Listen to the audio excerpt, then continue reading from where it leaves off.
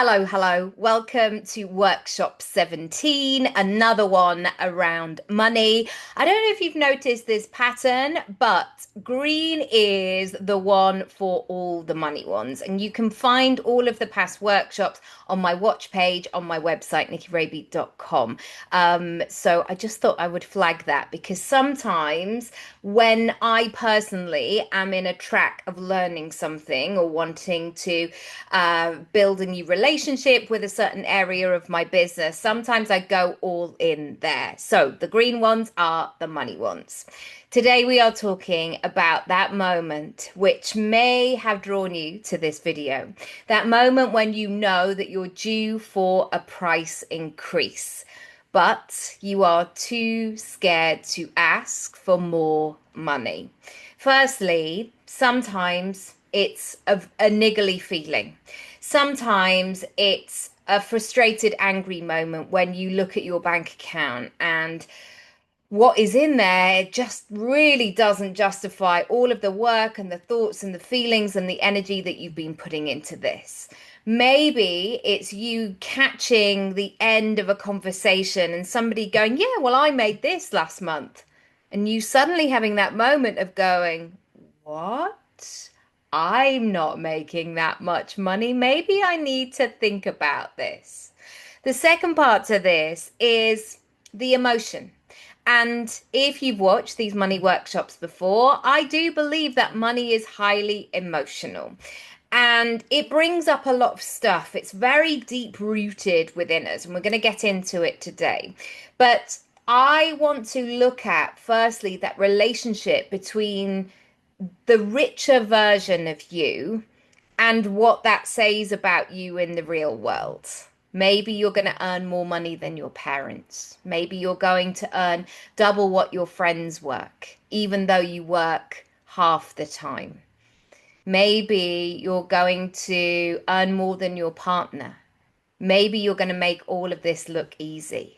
Maybe some people are not going to be happy with this new version of you. Oh, let's get into it. It's juicy. So welcome, welcome, welcome. This is my page that I always share in the workshops.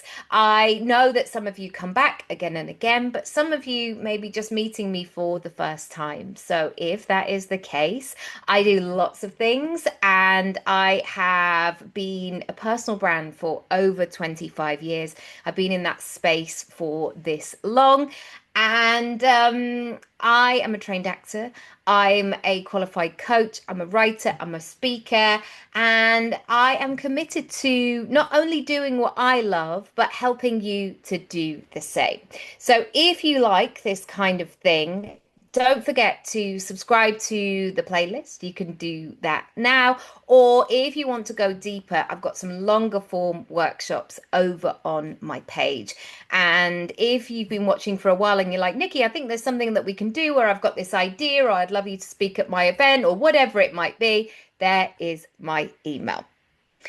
Okay, let's grab the piece of paper and a pen and get into the money journal prompts.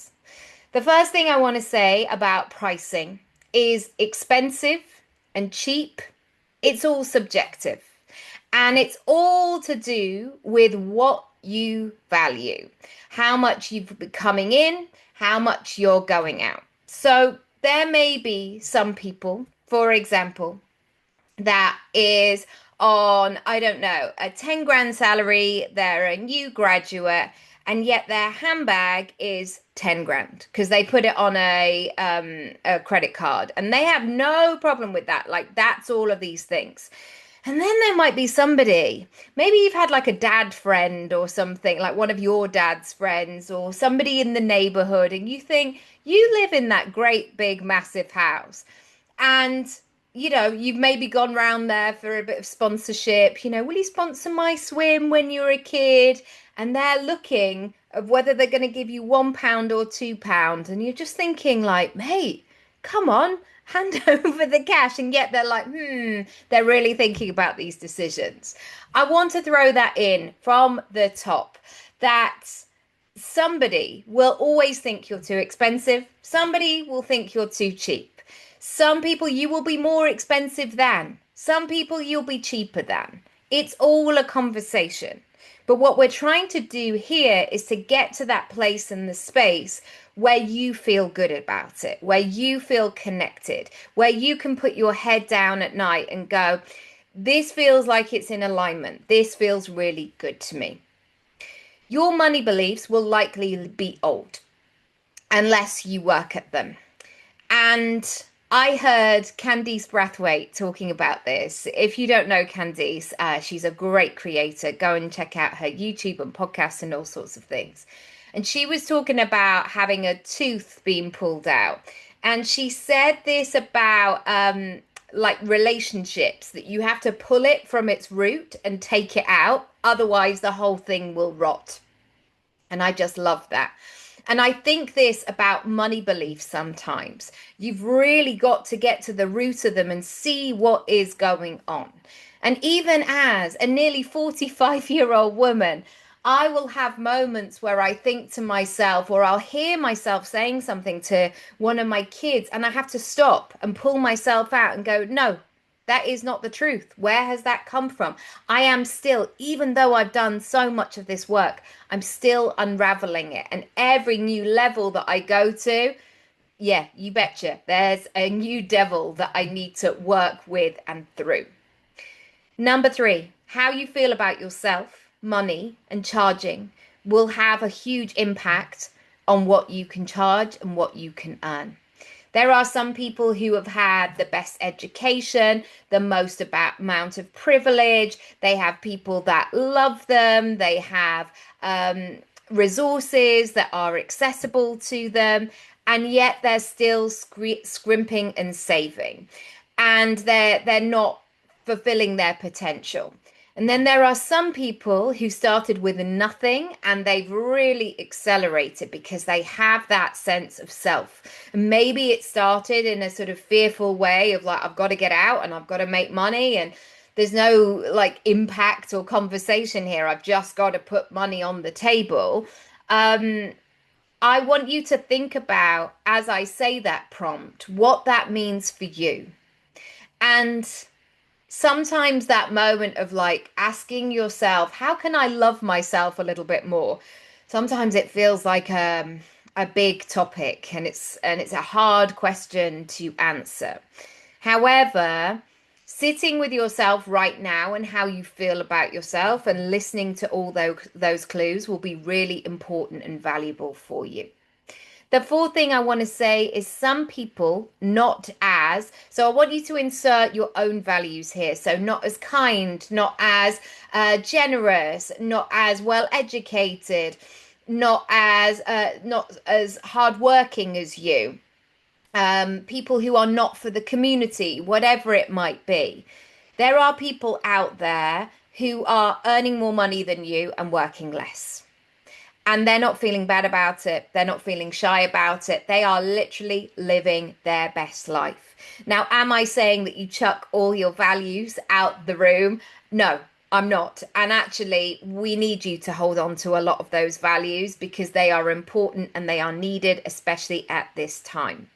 But I am saying that prompt to give you that activation within yourself. And I have them as well. Sometimes I have those activations that are gentle, they're soft, and sometimes I need a bit more of a stirring, of a sensation. And I was saying this to my partner the other day that I was watching a guy talking about content, and I was saying that I found it really difficult, this quandary that I was in, because I don't like this guy. I don't think that if I met him, I don't think I would like him as a person. I don't think that I would, if I saw him, in a pub or I was introduced to him, like his energy is a bit, well, his energy is maybe not for me. However, his stuff and what he's teaching and the way that he's teaching and the way that he makes me feel in that moment, he really activates me and it brings out that sassy 17-year-old version of me of like, I'll show them. Sometimes I need that because sometimes I'm so in my feminine, I'm nurturing my lovely children, I'm cooking the dinner, I'm keeping a nice kind of textured, cozy house and doing all these things. Sometimes I need to move into my masculine and really activate those things within me. Finally, I want you to notice what activates you in this process. Understanding yourself is going to be so key here. And this can be a big bag of tricks or activations, if you like, that you pull when you need different things. Likewise, if you are running a marathon, there are going to be moments where somebody just claps and shouts your name. And then sometimes you might need that voice note from somebody who knows you better than anybody going, sharing exactly that prompt that's going to get you and that's going to help you push through. I want you to think about that in terms of money. So let's firstly have a think about your own rules and regulations about money and look at them. And how do they work for you and how do they work against you? And there's always two sides to the same coin.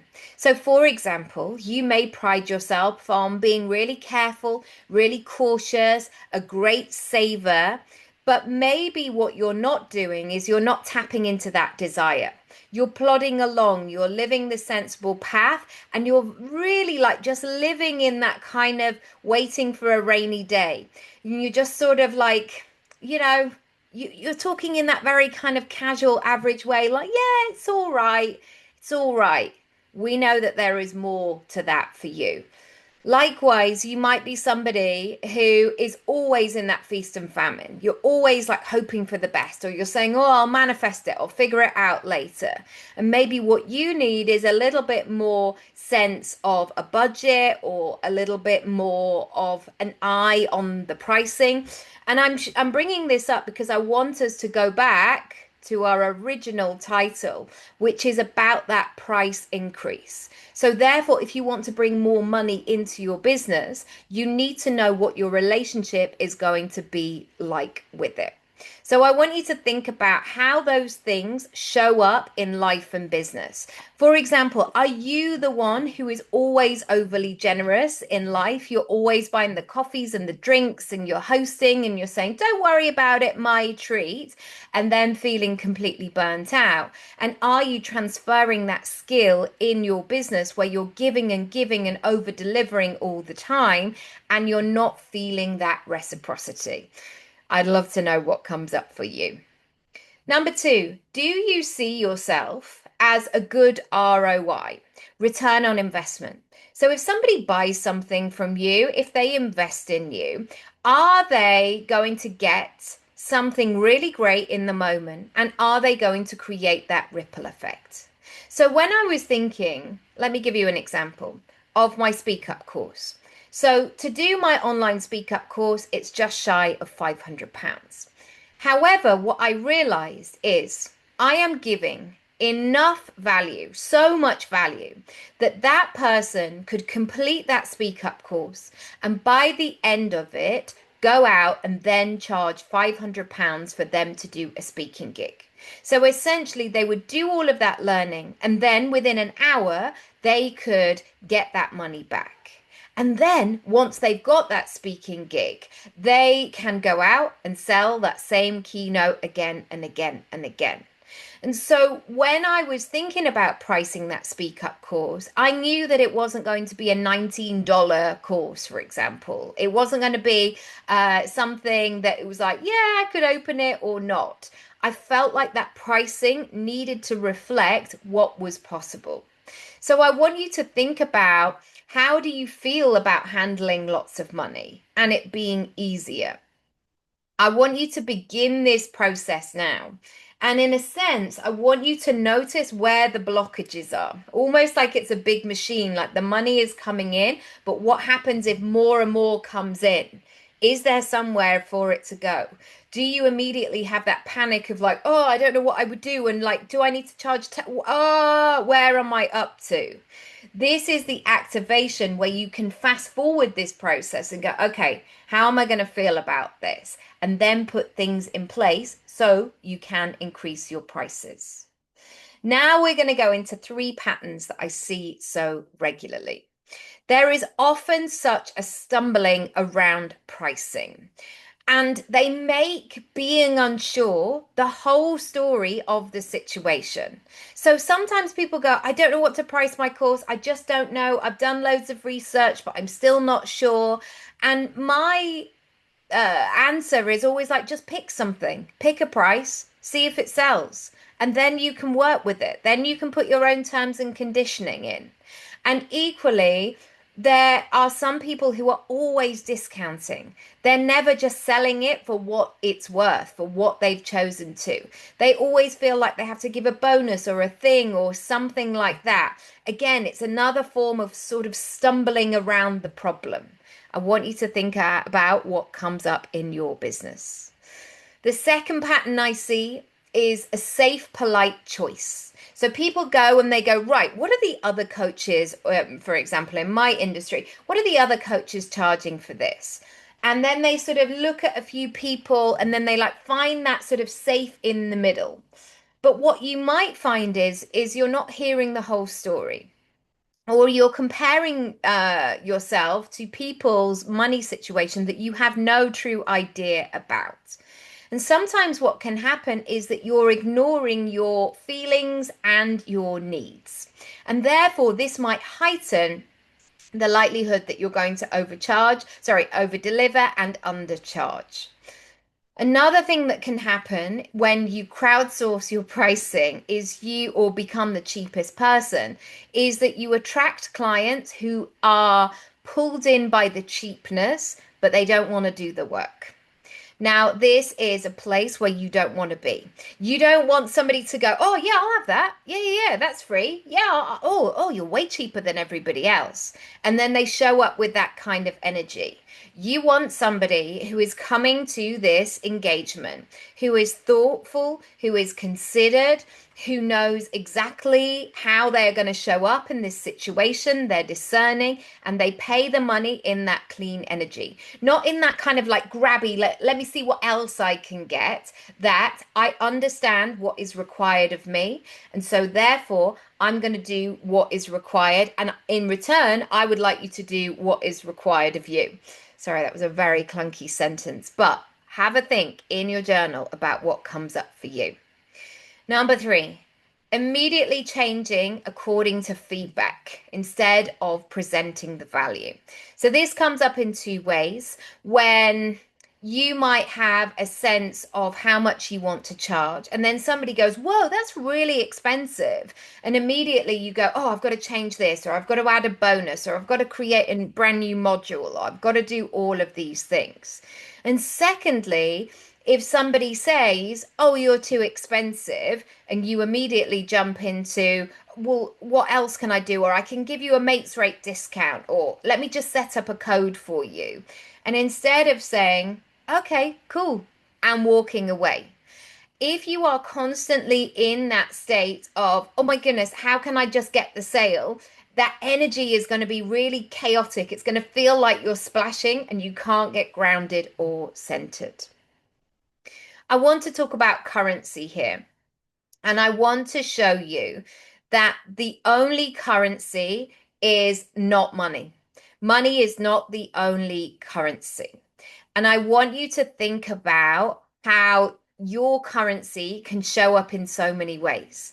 And I want you to write some notes in these questions, and then I want you to add them to your sales page. I want you to incorporate them into your content so people really know what kind of value they're getting. So, I want you to think about your expert ideas, your eyes, your ears, your insight, your experience. What do you bring to the table here? So, the fact that I've worked with hundreds of clients means that if you are the next person to come and work with me one-on-one, you're not the first. You're not my guinea pig.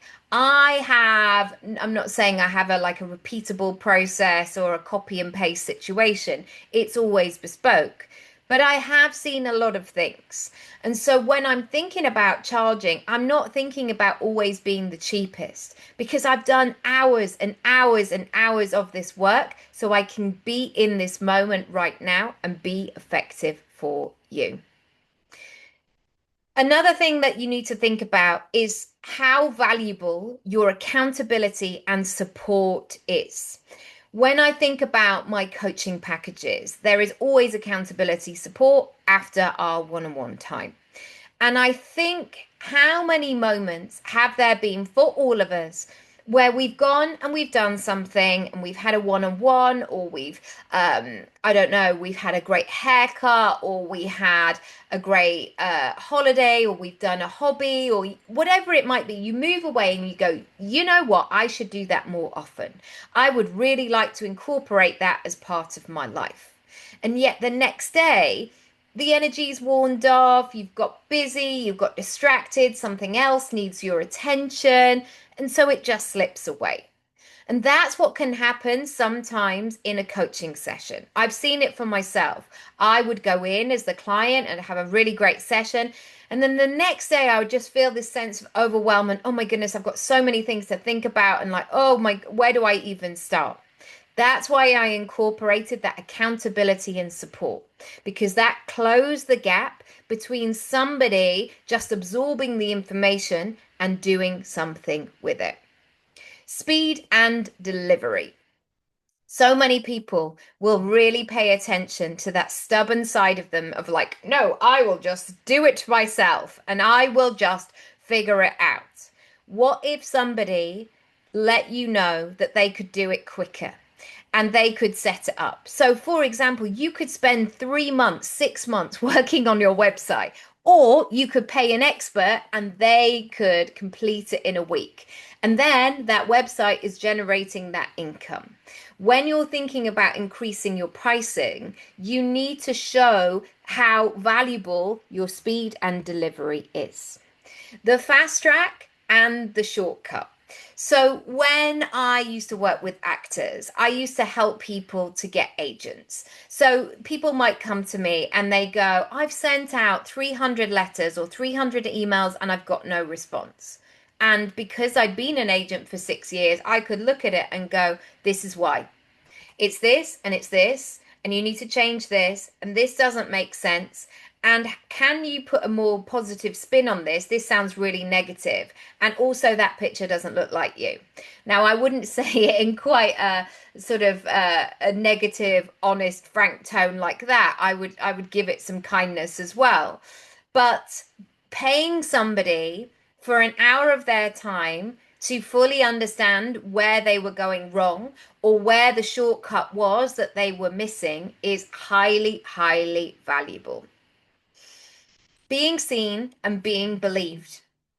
Sometimes I think we imagine that we can't change. We stay the same, we be who we've always been, and sometimes our friends and our family, like they just like us in those kind of boxes.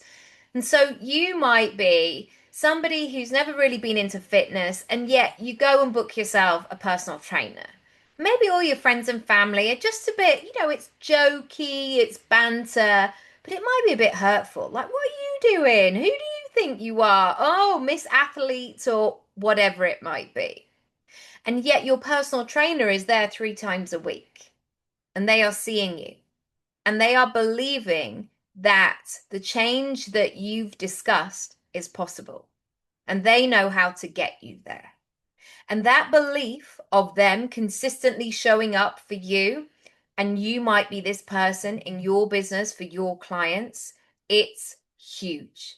Because you, as the client, me as the client, if I'm going and I know that somebody's waiting there, somebody's holding this vision with me, it's intoxicating. It's a great thing. So don't underestimate the role that you play in somebody's progress. You could be such an investment in somebody's life and business in the future, helping them to make that switch into joy, fulfillment, the big and the small memories. Now, because I've been coaching since 2012, I receive a lot of these messages. I receive messages and I'm in touch with most of my clients. Maybe they came to me, say in 2015, and they were working in corporate. They had two small children. They were really burnt out. They were not seeing their two children enough, and they also wanted a third baby. For me to help them to build that plan, and then for them to come back to me 2 years later saying, not only have I left my corporate job, I've built this and I'm also pregnant. Like that's a beautiful thing. And I'm not saying like I'm adding on new things onto the internet, like, right, they got pregnant, lovely, they did this, add this. But what you are doing, the work that you are doing, it's not just about one thing. And sometimes, even if you think you know what this moment is about in the short term, it might be later down the line that you get that feedback. Next steps. If you want to create your income pie on your terms and you really want to talk it through, you want to create a plan, you want to have more time off, you want to get paid when you're working and when you're not, do book a strategy session experience with me. I work in central London or online. The second way I can help you is, well, it has three ways that I can work with you. So this is Create Your Income Pie, my money program, helping you to price and package your income pie so you can do more of what you love. And also it all works with your circumstances, your personality, and your goals as well. There are three ways to join. The online course, the first one, Create Your Income Pie, you can access immediately. And if you add magic at checkout, you get immediately 20% off just for being here today. The second, the third option, have one-on-one support with me. So not only one-on-one sessions, but that accountability I was talking about earlier. As I mentioned, I am that person for my clients who holds that space. And knowing that money is that emotional topic, selling, pricing, putting yourself out there, hoping your friends and families don't see you like selling on the internet because it might be a little bit cringe. I'm there to hold your hand every step of the way. Once again, if you add magic at checkout, nikkiraby.com/money, you can save 20% on all packages. That's it for today. If you've got questions, go to my website. There is a button in the bottom right-hand corner, which is a messenger button. It goes directly to me. Ask me any questions. If you're not sure which one to go to, we can set up a call or I can voice note you or just write you back in a little bit. Please subscribe to the playlist and I'll be back tomorrow with a brand new workshop. Lots of love and I'll see you.